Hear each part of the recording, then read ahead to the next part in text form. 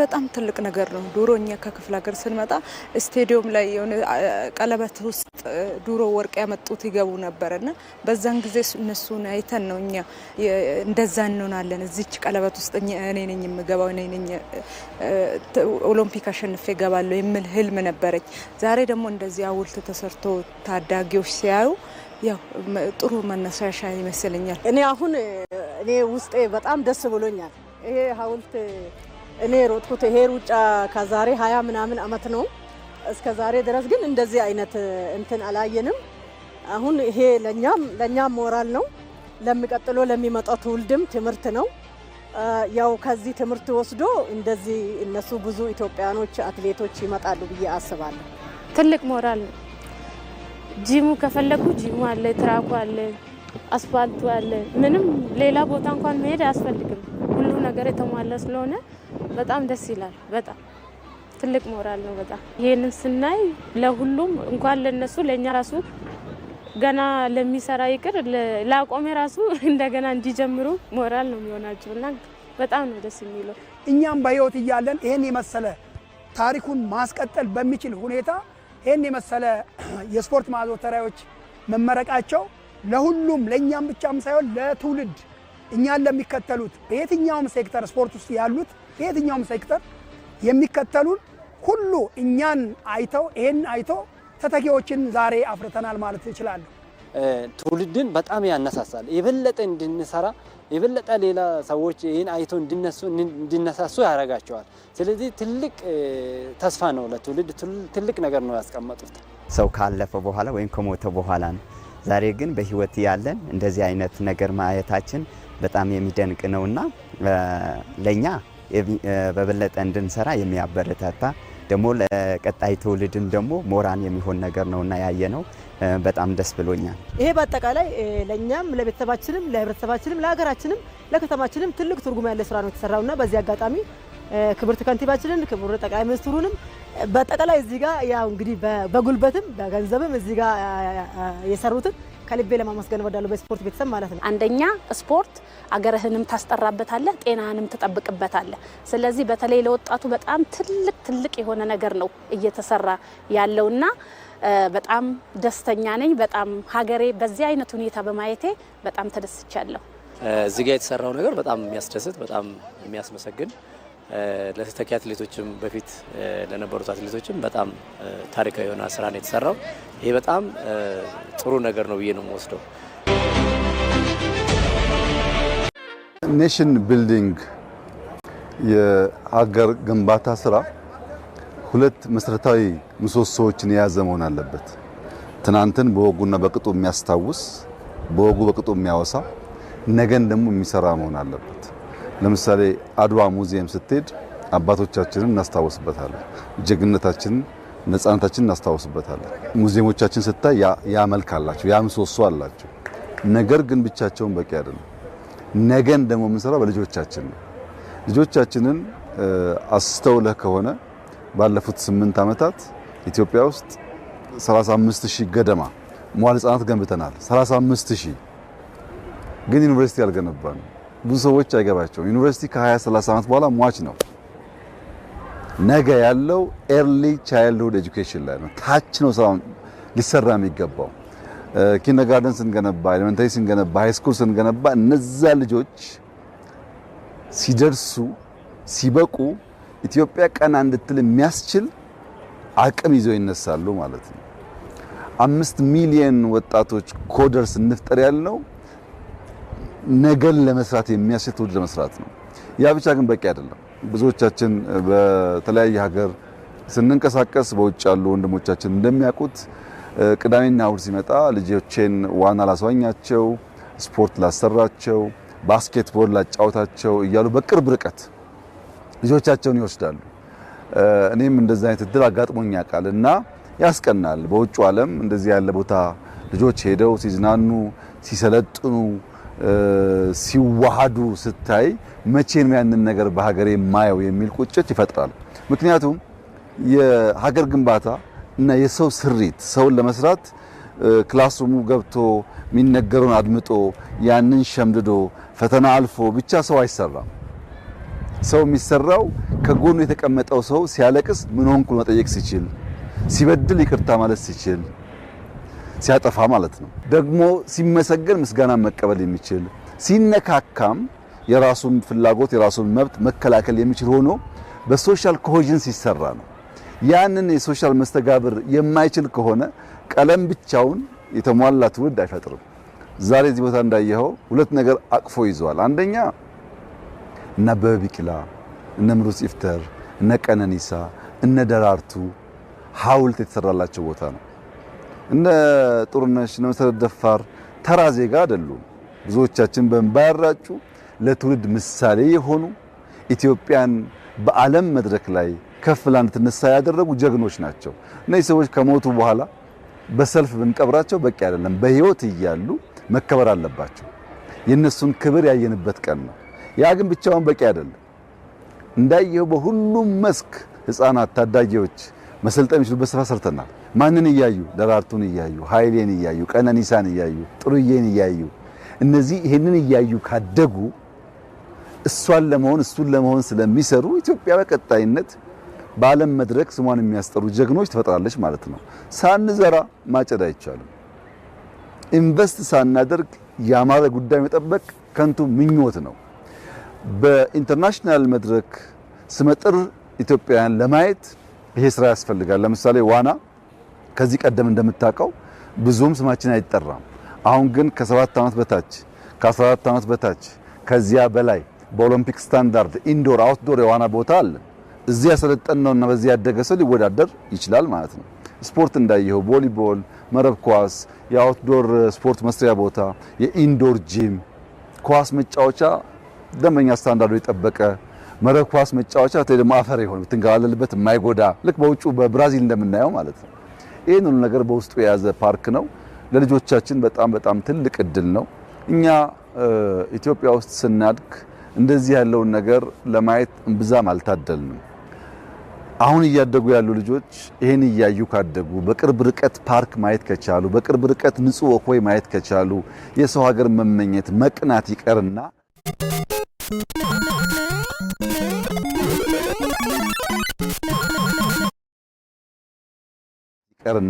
በሀገር መኩራት፣ በሀገር መኖር፣ በሀገር መጽናት፣ ለሀገር መስራት እያደገ ይሄዳል። በዚህ ሂደት ውስጥ ኢትዮጵያ ትገነባለች። ኔሽን ቢልዲንግ የምናስብ ሰዎች ሚዲያ ብቻ የሚገነባው ትምህርት ብቻ የሚገነባው አድርገን መውሰድ የለብንም። ብዙ መስክ ሊሰራ ይገባል። በተለይ ደግሞ ትናንትናና ዛሬ ማሳሰር፣ አድዋንና ታዳጊ ማሳሰር፣ ደራርቱንና የነገዋን ደራርቱ ማስተሳሰር፣ እንዲህ እያደረግን በሄድን ቁጥር ኢትዮጵያ የሚገባትን ቦታ የሚገባትን ክብር ትይዛለች። ሁላችን ልንገነዘብ የሚገባው በዓለም 10ኛው ፖፑሌሽን የያዘች ሀገር ናት ኢትዮጵያ። ከ130 ሚሊዮን በላይ ህዝብ ያላት ሀገር ናት። ከዚህ ውስጥ በጣም አብዛኛው 70% በላዩ ከ20 ዓመት በታች ነው። የኢትዮጵያ አቨሬጅ ኤጅ ዛሬ 19 ዓመት ገደማ ነው። ወጣቶች ነን። ብንሮጥ፣ ብንሰራ፣ ብንሰለጥን፣ በእውቀት ብናድግ ኢትዮጵያን ብቻ ሳይሆን አፍሪካን ለመስራት የሚያስችል እድል አለን ማለት ነው። ግን ከፍተኛ ኢንቨስትመንት የሚጠይቀው ስኪል ነው። ዛሬ ዓለም የስኪል ዓለም ናት። 1000 ሰው የሚያገኘውን ደሞዝ አንድ ሰው ሊያገኘው ይችላል። በስኪሉ በብቃቱ ምክንያት። ብቃት የሌለው ሰው ተወዳድሮ ማሸነፍ ተወዳድሮ መላቅ አይችልም።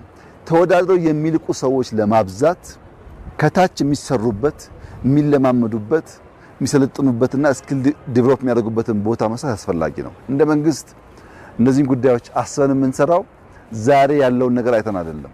ነገ ለምናስባት ለምናልማት ኢትዮጵያ ለልጆቻችን በውጭ በፊልም አይታ የምትቀና ሳይሆን እኛም ሀገር አለ ግን ላስፋው ግን ላስውበው ግን ላሳምረው የሚል ትውልድ መፍጠር እንፈልጋለን። በዚህ አግባብ የተሰራ ስራ ነው። እንግዲህ ካሳንቺስ በብዙ መልኩ አብባለች፣ አምራለች፣ ይህንንም ስፍራ ይዛለች። ካሳንቺስ ላይ ማንም ይሄን አይጠብቅም። ከዚህ ቀደም በስፋት የተለመደው የጫት የሺሻ ቦታ ማበራከት ነው። እሱ ትውልድ ገሏል። ኢትዮጵያ ውስጥ ሊሰራ ኢትዮጵያ ሊለውጥ የሚችል ትውልድ ሞቷል። ያንን ስህተት መድገም የለብንም። ይሁነኝ ብለን አስበን ኢንቨስት አድርገን ታዳጊዎች የሚሰሩበት የሚያድጉበት፣ የሚወዳደሩበት፣ የሚልቁበት፣ የሚበልጡበት አውድ ያስፈልጋል። ከዚያ ውስጥ ደግሞ አንዱ ይሄ ነው። እዚህ ስፖርት ይለማመዳሉ፣ አድዋ ሄዶ ታሪካቸውን ይማራሉ። ደራርቱን እያዩ ኃይሌን እያዩ ቀነኒሳን እያዩ ይጓጓሉ፣ በቁጭት ይሞላሉ፣ ይነሳሳሉ፣ ይሰለጥናሉ፣ እነሱ ይተካሉ፣ ልቆም አልፈው ይሄዳሉ እና በዚህ አግባብ ትውልድ ለመስራት ኢትዮጵያን ለመስራት የሚያስችል ቦታ ነው። ኢትዮጵያ ውስጥ በጣም ተስፋ ሰጪ ስራዎች አሉ። ኢትዮጵያ እየተሰራች ነው። በሁሉም መስክ ልብ ያለው አይን ያለው ማስተዋል ከቻለ ኢትዮጵያ በስራ ላይ ነች፣ ትሰራለች።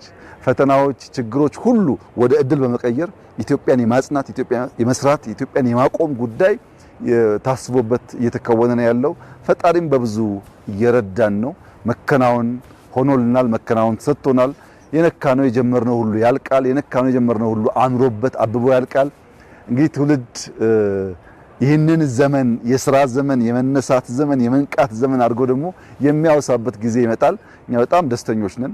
የጀመርነውን ያሰብነውን ኢትዮጵያ ውስጥ ማየት የምንፈልገውን ልጆቻችን እንዲያዩ እንዲኖሩበት የምንፈልገውን ኢትዮጵያ እየሰራን ያለነው በሁሉም መስክ ኢትዮጵያ እየተሰራች ነው ያለችው። ይህ ጉዳይ ይቀጥላል። ትብብር፣ መደማመጥ፣ ማስተዋል፣ በሙሉ ልቦና ማየት፣ አርቆ ማየት፣ ኢማጂን ማድረግ ያስፈልጋል። በዚያና በእውነት ላይ ስንመሰረት መከናወን ከላይ ተሰጠ ይሆናል ማለት ነው እና ስለዚህ ስራ ፈጣሪን እጅግ አድርጌ ያመሰግናለሁ። ካለሱ እርዳታ እንዲህ አይከናወንም። የሰሩ በጣም ብዙ የተጉ ሰዎች አሉ። ኮንትራክተሮች፣ ኢንጂነሮች፣ ሙያተኞች፣ የከተማ መስተዳደር ብዙ ሰው ተሳትፎበት የተሰራ ስራ ነው። ሁሉም ምስጋና ይገባቸዋል። እንኳን ደስ ያላችሁ ማለት ፈልጋለሁ። የአዲስ አበባ ታዳጊዎች፣ ወጣቶች በእንደዚህ ባለው ስፍራ እየመጣችሁ ጊዜ እንድታጠፉ፣ ራሳችሁ እንድትሰሩ፣ አካላችሁን ተበለጽጉ፣ ከሰው ጋር መዋሃድን ትለማመዱ በዚሁ አጋጣሚ ልጋብዛችሁ ፈልጋለሁ። እጅግ አስደሳች ዕለት ነበር። ይህ ደስታ የሁሉም ደስታ እንዲሆን ምኞቴ ነው። እጅግ አድርጌ አመሰግናለሁ።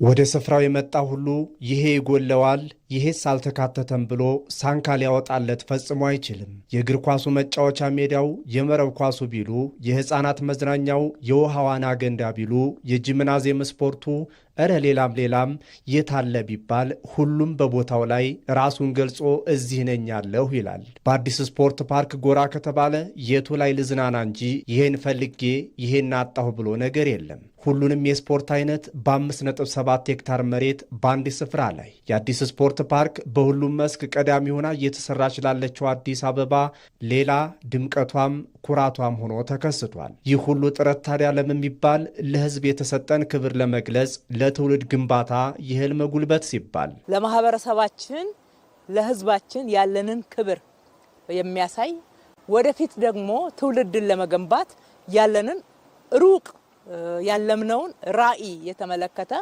የኢትዮጵያን አሸናፊነት በሁሉም ዘርፍ ለማስቀጠል መነሻ የሚሆን ግብአትም የሚሆን ትልቅ ራዕያችንን ደግሞ የምንተገብርበት ስፍራ ነው ማለት ነው። ለአዲስ አበባ ብቻ ሳይሆን ሁሉንም በአካታችነቱ በኢትዮጵያ ደረጃ የመጀመሪያ የስፖርት ማዕከል ነው። የዚህ ታላቅ የስፖርት ፓርክ ሌላኛው ልዩ ክስተት የኢትዮጵያን ሰንደቅ ዓላማ በዓለም አደባባዮች ላይ ከፍ አድርገው ላውለበለቡ፣ ስሟን በኩራት ላስጠሩ 15 እንቁ አትሌቶች የቆመው ታሪካዊ ሐውልት መታሰቢያ ነው። በጽናትና በድል አድራጊነት ስሜት የተቀረጹት እነዚህ ሐውልቶች ያለፈውን ታላቅነት ለዛሬው ትውልድ የሚያስተላልፉ የክብር ምልክቶች ናቸው። አዲሱ ትውልድም በጀግኖቹ ፈለግ ተከትሎ ለተሻለ ስኬት እንዲነሳሳ ትልቅ አቅም እንደሚፈጥር ታምኖበታል። ጀግኖቻችንን በሕይወት እያሉ ማክበርና ለተተኪው ትውልድ አርአያ የማድረግ የስልጣኔ መገለጫ ማለትም ይህ አይነቱ ድንቅ ስራ ነው። ለኢትዮጵያ ወርቅ ያመጡ አትሌቶቻችን ክብር ይገባቸዋል ብለን እዚህ በስማቸው በምስላቸው ሐውልት ሰርተንላቸዋል። የስፖርት ፓርኩን አንዱ በጣም ልዩ የሚያደርገው ይሄ ነው። ይሄ የክብር ሐውልት አንደኛ ለሀገር ክብር ምክንያት የሆኑትን ማክበር ነው። ሁለተኛ ነገር ደግሞ ለሀገራቸው በፍቅር በመሰጠት በብዙ ጥረትና ግረት የሚሰሩ ትውልዶችን ለማፍራት ትልቅ የማይነቃነቅ ሐውልት ነው። ሁሉንም አካቶ ለአገልግሎት ክፍት የተደረገው የአዲስ ስፖርት ፓርክ ገና ከወዲሁ የዓለም አቀፍ ውድድር ለማካሄድ ወረፋ ይያዝልን ጥያቄን ይቀበል ጀምሯል። ኦሎምፒክ ስታንዳርድ የሆነ የዓለም አቀፍ ውድድርን ለማካሄድ የሚያስችል የዋና ገንዳ እዚህ ተሰርቷል። ገና ካሁኑ ሳንከፍተው አንድ ዓለም አቀፍ ውድድር ቡክ ተደርጓል። እንግዲህ ለኛዎቹ ወጣቶች በዘርፉ ላሉ ትልቅ መነቃቃት፣ ትልቅ ራዕይ በዓለም አቀፍ ተወዳድረው ማሸነፍን ተስፋ እንዲያደርጉ፣ እንዲያምኑ፣ እንዲዘጋጁ፣ እልህ እንዲገቡ ያደርጋቸዋል። እዚህ ውድድርም ጭምር ስለሚካሄድ ማለት ነው። የተለያዩ ውድድሮች ወደ ሀገራችን ሲመጣ ደግሞ ገንዘብ ነው፣ መነቃቃት ነው፣ ቱሪዝም ነው። በአጠቃላይ ሌሎችንም ለማፍራት ጉልበት ነው የሚሆነው ማለት ነው። ከወንዝ ዳርቻ ልማት ጋር ተሰናስሎ የተሰራው ይሄው ቦታ 300 መኪና በአንድ ጊዜ የአረንጓዴ ልማት መናፈሻና ፋውንቴን እስከ 3000 ሰዎች ማስተናገድ የሚችል ፕላዛም ያካተተ ነው።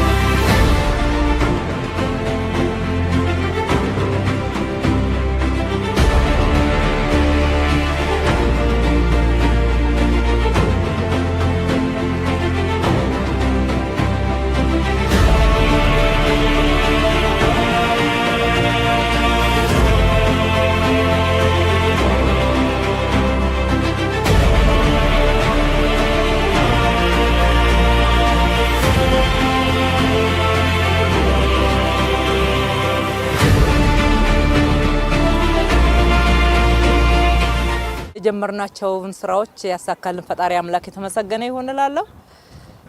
የጀመርናቸው አገርን የማልማት ከተማን የማደስ ከተማን ትራንስፎርም የማድረግ ለነዋሪዎቿ ምቹ፣ ለጎብኚዎች ሳቢ፣ ለተለያዩ የማህበረሰብ ክፍሎች ደግሞ አካታች የሆነ ልማት የመስራት ስራችን ቀጣይነት ያለው የማያቋርጥ ሁልጊዜ አዳዲስ ነገሮችን ይዘን የመምጣት ትልቅ ሂደትን የተከተለ ነው።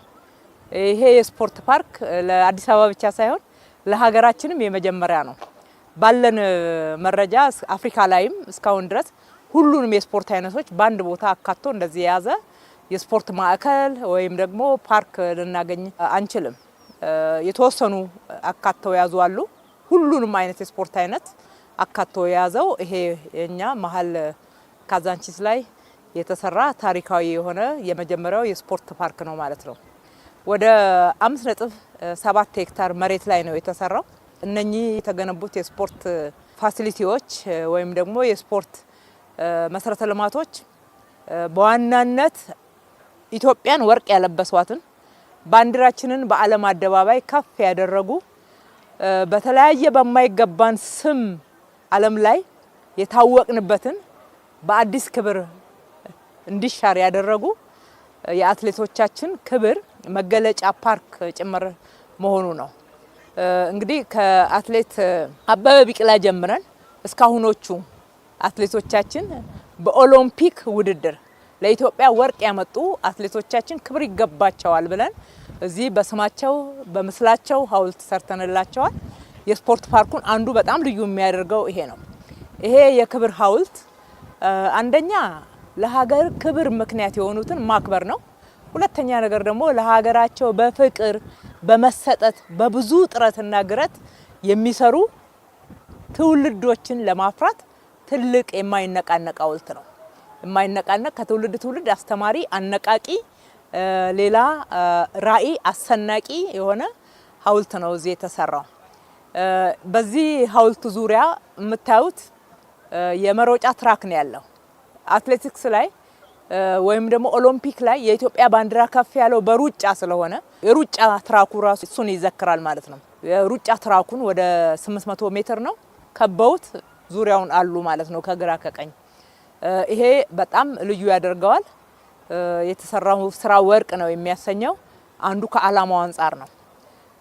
ሁለተኛው የኦሎምፒክ ስታንዳርድ የሆነ የዓለም አቀፍ ውድድርን ለማካሄድ የሚያስችል የዋና ገንዳ እዚህ ተሰርቷል። ገና ካሁኑ ሳንከፍተው አንድ ዓለም አቀፍ ውድድር ቡክ ተደርጓል። እንግዲህ ለኛዎቹ ወጣቶች በዘርፉ ላሉ ትልቅ መነቃቃት፣ ትልቅ ራዕይ፣ በዓለም አቀፍ ተወዳድረው ማሸነፍን ተስፋ እንዲያደርጉ፣ እንዲያምኑ፣ እንዲዘጋጁ፣ እልህ እንዲገቡ ያደርጋቸዋል። እዚህ ውድድርም ጭምር ስለሚካሄድ ማለት ነው። የተለያዩ ውድድሮች ወደ ሀገራችን ሲመጣ ደግሞ ገንዘብ ነው፣ መነቃቃት ነው፣ ቱሪዝም ነው። በአጠቃላይ ሌሎችንም ለማፍራት ጉልበት ነው የሚሆነው ማለት ነው። ከዛ ጋራ ትንንሹ ላይ ካልሰራን ትልቁ አይመጣም። ከ7 ዓመት ጀምረን እንደየእድሜያቸው ደግሞ 2 ተጨማሪ ገንዳዎች እዚህ ያደረግነው ለነኚህ ህፃናት እያዩ ትላልቆቹ ሲወዳደሩ ሲሸለሙ ከፍ ሲሉ እነሱን እያዩ ራዕይ እንዲሰንቁ ታሳቢ አድርገን እዚሁ አድርገንላቸዋል። ይሄ ብቻ አይደለም። ይሄ ስፖርት ፓርክ የያዘው ስታንዳርዱን የጠበቀ እግር ኳስ ሜዳ አለው። በጠቅላይ ሚኒስትራችን ትልቅ ኢኒሼቲቭ በሚቀጥሉት 10 ዓመታት ውስጥ ልጆችን እንደዚህ ብዙ የስፖርት ፋሲሊቲ ሰርተንላቸው አሰልጥነን ኢትዮጵያን በዓለም በአፍሪካ ውድድር ማሰለፍ መቻል፣ ማወዳደር መቻል፣ ማሸነፍ መቻልን ለማስታጠቅ እያሰለጠናቸው ያሉ ወጣቶች አሉ። እዚህ ይወዳደሩበታል። አሁን በቅርብ ጊዜ ሌላ የአፍሪካ ክለቦች ለልምምድ ጭምር የመረጡት ሜዳ ሆኗል ማለት ነው። የቅርጫት ኳስ ሜዳ አለ፣ የቴኒስ አለ፣ የእጅ ኳስ ወይም ደግሞ መረብ ኳስ ሜዳም አለ ማለት ነው። እሱም ብቻ አይደለም። ለአካል ብቃት ደግሞ ዌልነስ ለምንለው አውትዶር ጂም አለ፣ ኢንዶር ጂም አለ፣ ዌልነስ የተለያዩ ኤሮቢክስ እና እነኚህ ዮጋ የሚሰራባቸው ፋሲሊቲዎችን አሟልተዋል። እዛው ጸጉር ቤት፣ ስፓ የመሳሰሉትን አንድ ላይ የያዘ ነው። በተሟላ ሁኔታ የተገነባ ነው። እነኚህን ለአዋቂዎች ስንገነባ አሁንም ህጻናት አሉ። በእነኚህ ዘርፎችም በእግር ኳስ፣ በመረብ ኳስ፣ በቴኒስ በመሳሰሉት ማደግ ያለባቸው ልናሳድጋቸው የሚገባ ህጻናት ደግሞ ስታንዳርድ ዓለም አቀፍ ደረጃውን የጠበቀ አሸዋ ላይ ለልጆች እነኚህን ጨዋታዎች እንዲጫወቱ ከትንንሾቹ ህጻናት ጀምሮ እስከ ቲንኤጀር ድረስ የሚጫወቱበትን ሜዳ ደግሞ እዚሁ አካተናል ማለት ነው። እንግዲህ እነኚህን የመሳሰሉ ፋሲሊቲዎች አሉ። ሬስቶራንት አለ፣ ሆቴል አለ፣ የተለያዩ የተሽከርካሪ ማቆሚያዎች ወደ 300 ተሽከርካሪን የሚይዝ ከመሬት በታች ጂ-2 ፋሲሊቲ ያለን አናቱ ላይ ወደ 3000 ሰው በአንድ ጊዜ ኮክቴል የመሳሰሉትን ፕሮግራሞች ለማካሄድ የሚችል ፕላዛ አለው። ከታች ደግሞ እንግዲህ ካዛንቺስ ይሄንን አካባቢ ኡራኤል ፊት ለፊትን የምናውቀው በግንባታ ፊኒሺንግ እቃዎች ነው።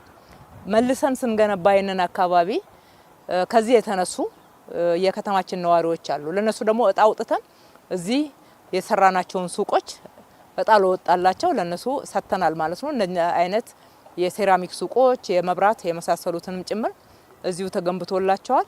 ኡራኤል አካባቢ ከፍተኛ የትራፊክ ኮንጀክሽን አለ፣ መጣበብ አለ። ስለዚህ ለማህበረሰቡ ለፓብሊክ ጭምር የአውቶቡስ ተርሚናል ተያይዞ ተሰርቷል። ካጠገቡ እንዳያችሁት ወንዝ እያለማን ነው። የግንፍሌ ወንዝ ከቀበና ጋር እስከሚገናኝበት ድረስ የለማው ለአካባቢው ደግሞ ልዩ ጸጋ ልዩ ውበት አላብሶታል። እንግዲህ በአጠቃላይ ይሄንን ፓርክ ስንናገር ሁሉንም አካቶ የያዘ አካታች ልማት ለማህበረሰባችን ለህዝባችን ያለንን ክብር የሚያሳይ ወደፊት ደግሞ ትውልድን ለመገንባት ያለንን ሩቅ ያለምነውን ራዕይ የተመለከተ የኢትዮጵያን አሸናፊነት በሁሉም ዘርፍ ለማስቀጠል መነሻ የሚሆን ግብአትም የሚሆን ትልቅ ራዕያችንን ደግሞ የምንተገብርበት ስፍራ ነው ማለት ነው። በመጨረሻም የሰሩትን በዚህ ውስጥ የተሳተፉትን ሌት ተቀን በእንችላለን መንፈስ ታጥቀው ከኛ ጋር የሰሩት የመንግስት መስሪያ ቤት ኃላፊዎች፣ ሰራተኞች እንዲሁም የኮንትራክተር ኮንሰልታንት ሁሉም ተሳትፈውበት በጥሩ ሁኔታ አብረውን ሰርተዋል። ለስራቸው፣ ለሙያቸው፣ ለዲዲኬሽናቸው፣ ለትጋታቸው ከልቤ ማመስገን እወዳለሁኝ። የከተማችን ነዋሪዎች ደግሞ እንኳን ደስ ያላችሁ። አዲስ ግብአት ልዩ የሆነ ከዚህ በፊት ከተማችን ላይ የሌለም ተጨምሮላችኋልና ኑ ተጠቀሙበት። የጋራ ሀብታችን ነው ማለት እወዳለሁ።